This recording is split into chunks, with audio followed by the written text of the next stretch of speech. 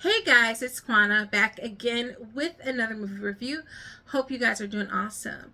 So today I'm going to be reviewing for you guys 2025's Regretting You. This movie is a adaptation of a Colleen Hoover novel, and if you're unfamiliar with Colleen Hoover, she is a YA romance slash drama author who became pretty popular in the mid 2010s, and she has very popular books such as Slam, It Ends With You, Regretting You, Verity. She has 4 books that are in production or have already gone into film.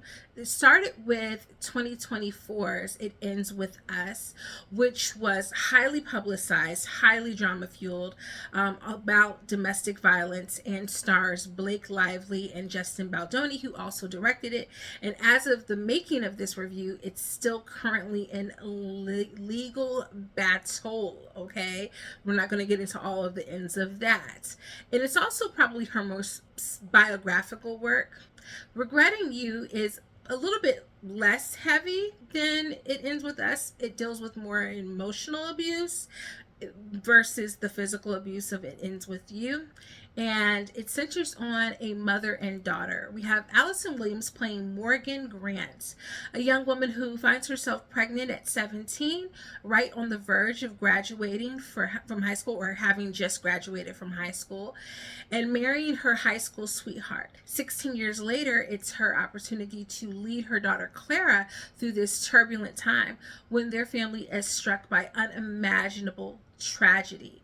Now, the film also stars Dave Franco, McKenna Grace, and Mason Thames, who Mason Thames is having a bit of a run this year with the live action adaptation of How to Train Your Dragon, Black Phone 2, now Regretting You. He's going to have 2 films in the theaters this month alone, and McKenna Grace is nothing to shirk at either. She's got a film that's going to be coming out. I think it's the anniversary. I could be wrong about that one, but I know it comes out in November of this year. So I'm going to tell you my thoughts around this movie and whether or not you should check it out in theaters or wait for it to hit streaming. And we'll talk about the whole Colleen Hoover of it all. Now, full disclosure, I have read this novel. I can't tell you exactly when I read it, but I remembered it being on my Kindle. And when I went to swipe and look, it definitely was. And it was at 99%. So that lets me know I did read it. When I started going back through some of the names and the plot points, I did remember it, but I don't remember when I read it. Full disclosure that I could have been in a very emotionally fueled kind of like spiral at the time that I read this, and so I don't know if I liked it or if I hated it, but I was familiar with the plot. And I'm going to try my best not to spoil too much of this because there are some surprises that take place in this film, but you will be able to guess them or find out them pretty early in the film, and it very much gives Lifetime movie meets young adults. Okay. In the film, just to give a little bit more context, Allison Williams' character starts out as a high school student. It's early 2000s, and they let you know that it's early 2000s with that soundtrack. And I will say, I wish that they had picked some better music that I think had more widespread appeal. I think the music that's referenced in the movie is also the music that's referenced in the book. And I hate when books and movies do this to a certain extent because it very much dates itself and makes sure that it can't only live in this particular time in history. But she finds out that she's pregnant, and she's pregnant by a boy who is basically her polar opposite. She's very serious and very responsible. She's been taking care of her younger sister, who is 16, and her boyfriend just wants to party and have a good time. But fast forward 16 years later, and they have gotten married and seem to be responsible adults, at least on the surface. Their daughter Clara, played by McKenna Grace, wants to be an actress, and she has a crush on Mason Thames' character Miller, who is like the hottest boy in school, at least according to her. And I will say, one of my favorite things about this film are the young actors who are in this movie. They are very warm, very adorable. I just kept thinking to myself, look at little Mason Thames here. Look at little nephew right here. He is really having a moment. And I actually thought that he gave one of the strongest performances in the film in terms of believability, and his acting and the line delivery didn't feel wooden, and I really appreciated that from him. I hope that he continues to work on his craft, because I think that from going from someone very naive in How to Train Your Dragon to Black Phone to this, that is definitely some variety in his craftsmanship, and I think that that speaks a lot for someone so young.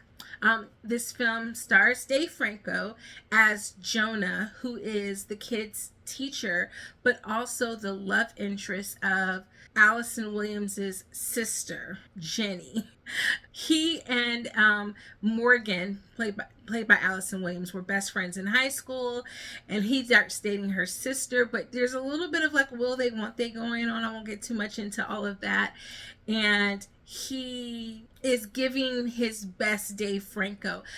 Not my favorite Dave Franco role. I prefer him in Now You See Me, and I'm looking forward to seeing him in the new film. But I thought that he did a pretty good job in this, and I really believed him with his line delivery. I think out of the adult actors, he was the strongest one, and you can definitely tell he's a Franco boy right there. They were doing some interesting things with the cinematography in this film. They used CGI to age back the adult characters for the high school segments when they're kids, the flashbacks, and it did create a little bit of like an uncanny valley effect where they didn't quite look like teenagers, but they just looked like more polished versions of themselves.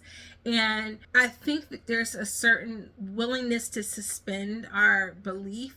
When watching a film like this, I would have just rather them put the extra effort in to cast some young people who could be younger versions of these characters. I would have, I think, enjoyed that aspect of the film a little bit more. But I will say this film does a good job of balancing everything that you would want in a rom-com. There are definitely a lot of moments when we laughed out loud, and that was in part due to Sam Morelos, who plays the BFF of Clara's character Lexi. Hysterical in this film, did a great job of lightening the mood, bringing some levity. But then there were just some really genuine, sweet, and funny moments between McKenna Grace and Allison Williams. Those were the strongest moments of the film, in my opinion. There was a lot of the emotional delivery stuff that felt very forced to me, but when they were lighter, more comedic, I really enjoyed those moments of the film. And I think that that's the part that's going to make this stand out a little bit. I find myself not wanting to come down too hard on this movie, because we know that we are in a rom-com drought, and so you kind of almost have to take what you can get. But I definitely did enjoy most of this movie. There were some things that I would change. There's some moments of dialogue that were absolutely horrific. There's an analogy of like a song in a moment where like they're talking about a particular song, and as soon as I heard the actor's mouth open to deliver these lines, I felt the biggest hunk of cringe just come over me, and I was like, oh, this is embarrassing for them. So there were just some moments where the lines just didn't work. I think they work fine in a book because you can play with the characters' voices, you can hear it said a certain way, but in the film, some of those lines just didn't work for me. Another standout character in this film, Clancy Brown. And listen, I didn't think I could ever like Clancy Brown again after having seen Shawshank Redemption as many times as I have, but I absolutely adored him playing Mason Thames' grandpa in this movie. He was, again, one of the better parts of this movie as well. The problem with the movie is not the cast. It's not even the music. And with the exception of like a couple of ick moments, it's not even the dialogue. The problem with this movie is the source material. Colleen Hoover has created a scenario in this story that is a bit unbearable. And I don't mean like just a lived experience, like people I'm sure in the world go through this situation, but as the audience member, you don't know who or what you should be hoping for to happen. And the normal trajectory of the rom-com is that you want the romantic love interest to end up together. But when the situation surrounding that is a bit unconventional, taboo, a bit icky, it makes it really hard to want that for the characters. And so I think that was one of the major takeaways that I think ruins the movie for me. I wish that this could have been almost any other situation and scenario. And I almost think this is one of those moments when maybe you sit down with the author and you say, I don't know if this from the book will translate well onto the screen. Maybe we should change this a bit. And I'm talking about the adult storyline in this instance, because I think simply by perhaps changing the relationship, although it would have been not as tragic, it would have made the trajectory of that relationship feel a little less icky.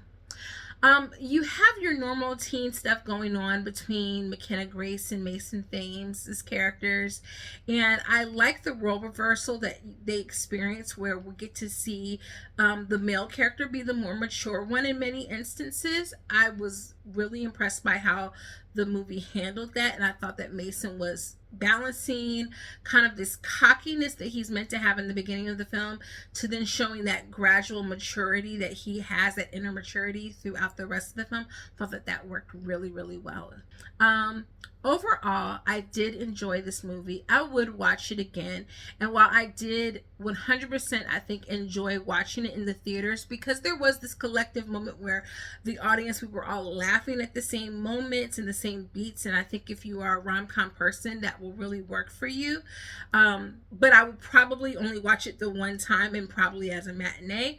And then I'll definitely check it out again and streaming. I just have to wrestle with how I feel. And I feel like that was probably my takeaway when I read the book as well, that I have to wrestle around my feelings on whether I can bypass the ickiness surrounding the main lead's romance in this story in order to get to the good stuff, because there's so much good stuff here and cute moments. The end of the movie plays out like a storybook romance, and it plays out exactly the way that it does in the book. But I do think that that is to a fault.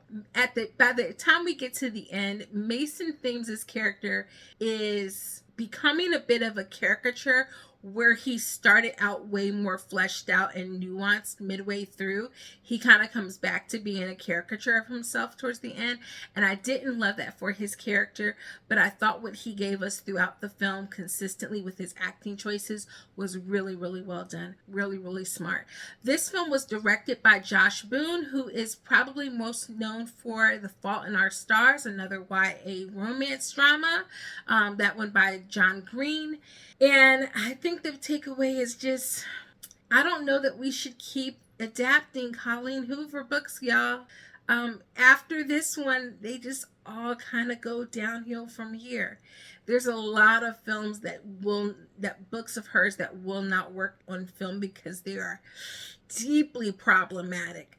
But as always, I try to stay as impartial as possible. Let me know your favorite Colleen Hoover book down in the comments below. Let me know if you plan to go see Regretting You in theaters, or if you're going to wait till streaming. I say, hey, if you love a good rom-com, go check it out. If not, wait for it to hit streaming. I will give this one 3 out of 5 stars, which isn't half bad, guys. All right, so I will check you guys out next time. And until then, toodles. Hey guys, this is Quanah coming from the editing room. I forgot to mention, there is such heavy product placement in this movie around AMC. And while I love a good AMC moment, it was too much. It was too much. And so for that, I'm actually taking half a star away. So I'm knocking it down to 2.5 stars because it was bad. Like, the product placement was bad. Okay, see you guys next time.